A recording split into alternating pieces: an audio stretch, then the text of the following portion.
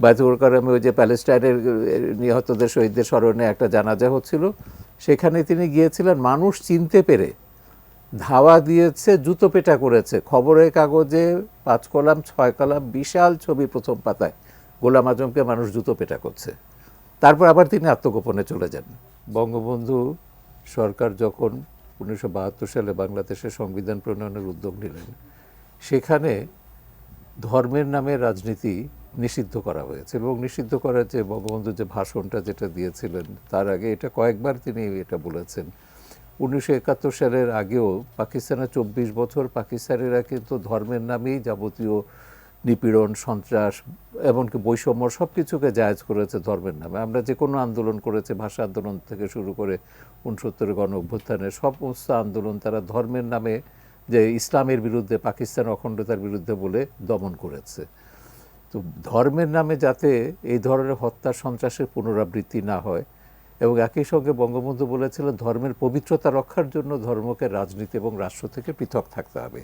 এবং সেই অনুযায়ী সংবিধানে একটা ধারা যুক্ত করা হলো, 38 ধারাতে বলা হলো ধর্মের নামে কোনো রাজনৈতিক দল বা সংগঠন এটা করা যাবে না। এবং এর ফলে স্বাভাবিকভাবে জামাতে ইসলামী, নিজামে ইসলাম, মুসলিম লীগ যারা পাকিস্তানি হানাদার বাহিনীর সহযোগী ছিল এবং ধর্মের নামে গণহত্যা করেছে, তাদের রাজনীতি নিষিদ্ধ হয়ে গেছিল। জিয়াউর রহমান ক্ষমতায় এসে, এবং সেই সময় আরেকটা হয়েছিল যে জামাতের শীর্ষস্থানীয় নেতাদের অনেকের নাগরিকত্ব চলে গেছিল। তার মধ্যে প্রধান যে নেতা ছিলেন পূর্ব পাকিস্তান জামাতের আমির গোলাম আজম, তারও কিন্তু নাগরিকত্ব বাতিল হয়ে গেছিল। কারণ এরা তো মুক্তিযুদ্ধের সময় পাকিস্তানে পালিয়ে গিয়েছে। একদম শেষ সময়ে নভেম্বর মাসে গোলাম আজম সহ বেশ কয়েকজন শীর্ষস্থানীয় জামাত নেতা পাকিস্তান চলে গেছিলেন। কেউ প্লেনে গেছে, কেউ বার্মা হয়ে গেছে, বাট অনেকে দেশে থেকে গেছিলো। যারা থেকে গেছিলো তাদের ধরা পড়েছে, বিচার হয়েছে বঙ্গবন্ধুর সময়। কিন্তু পাকিস্তানে দেখেছি আমরা জামাত একাধিকবার নিষিদ্ধ হয়েছে, ভারতে জামাত ইসলামীর রাজনীতি নিষিদ্ধ হয়েছে। যখন তারা রাশিয়াতে জামাত ইসলামী নামে কার্যক্রম শুরু করতে গেছিল, রাশিয়ান সরকারও জামাত ইসলামীকে নিষিদ্ধ করেছিল। জামাত ইসলামী নিষিদ্ধ করার অনেক রকমের আছে, প্রমাণ, তথ্য প্রমাণ এগুলো রয়েছে। তবে যেটা সরকার পরিবর্তন হলে পাকিস্তানেও যেমন হয়েছে, এখানেও সরকার পরিবর্তন হলে হয়তো তারা আবার আত্মপ্রকাশ করবে।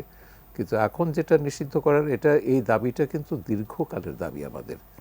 1992 সালে শহীদ জননী জাহানারা ইমামের নেতৃত্বে আমরা যখন 71 ঘাতক দলের নির্মূল কমিটি গঠন করলাম, আমাদের সঙ্গে তো মুক্তিযুদ্ধের সপক্ষে সবাই ছিলেন, সমস্ত রাজনৈতিক দল, পেশাজীবী, সামাজিক, সাংস্কৃতিক সংগঠন, মুক্তিযোদ্ধাদের সংগঠন, শহীদ পরিবার, সবাই মিলেই আমরা করেছিলাম। এবং তখন যে আমাদের একটা বড় মোর্চা ছিল জাতীয় সমন্বয় কমিটি নামে, সেখানে আওয়ামী লীগ থেকে শুরু করে মুক্তিযুদ্ধের সপক্ষে সমস্ত রাজনৈতিক দল সেখানে ছিল। এবং স্যার একটা প্রশ্ন একটু করতে চাই, মানে আমরা 90-এর দশকে আসার আগে জামাত এই দেশে ফিরে এলো কিভাবে?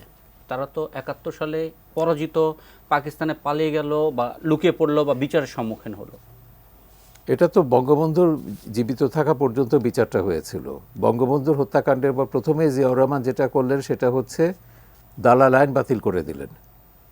1975 সালের 31শে ডিসেম্বর দালাল আইন বাতিল করলেন, এবং ফলে যে সমস্ত জামাতের নেতা বা অন্যান্য যারা মুসলিম লীগ অন্যান্য দলের যে সমস্ত নেতা কর্মীদের বিচার হয়েছিল, শাস্তি হয়েছিল, এবং যারা বিচারাধীন হয়েছিল সবাই কিন্তু এরপর আদালতে আপিল করে বেরিয়ে এলো। তারা বলল যে আইনে আমাদের বিচার শাস্তি হয়েছে সেই আইনেরই অস্তিত্ব নেই। এবং এটা জিয়াউর রহমানের পলিসি ছিল, তার নীতি ছিল, সে পাকিস্তানপন্থীদের আবার রাজনীতিতে ফিরিয়ে আনা। বাংলাদেশকে তো তিনি পাকিস্তান বানাতে চেয়েছিলেন। সেই প্রক্রিয়াতে এরা ফিরল কখন? জিয়াউর রহমান 1976 সালে পিপিআর জারি করেছিলেন, পলিটিক্যাল পার্টি রেগুলেশন, যে রাজনীতি করতে হলে সামরিক সরকারের লাইসেন্স দিতে হবে, দরখাস্ত করতে হবে, তাদের এই কমিটি কারা আছে, তাদের অঙ্গ সংগঠন কতগুলো, এগুলোতে আবেদন করতে হবে। সেই সময় আমরা দেখেছি 66টা রাজনৈতিক দল, বিচিত্রা এটা নিয়ে আমরা একটা কভারেজ স্টোরি করেছিলাম, সৈয়দ আনোয়ার হোসেন লিখেছিলেন, 66টা রাজনৈতিক দল আত্মপ্রকাশ করেছে ইসলামের নামে। তার মধ্যে একটা ছিল মাওলানা আব্দুর রহিমের ইসলামিক ডেমোক্রেটিক লীগ। এই ইসলামিক ডেমোক্রেটিক লীগটাই হচ্ছে জামাত ইসলামী, পরে যেটা জামাত ইসলামী হলো। জামাত ইসলামীর সাহস ছিল না প্রথমে জামাত ইসলামীর নামে আত্মপ্রকাশ করা, কারণ 71-এর ভূমিকা স্মৃতি তখন একেবারে দগদগে মানুষের মনে। তারপর তারা 79 সালে এসে প্রথমে ইসলামী ছাত্র শিবির করলো, তারপর জামাত ইসলামী নামে কাজ শুরু করলো।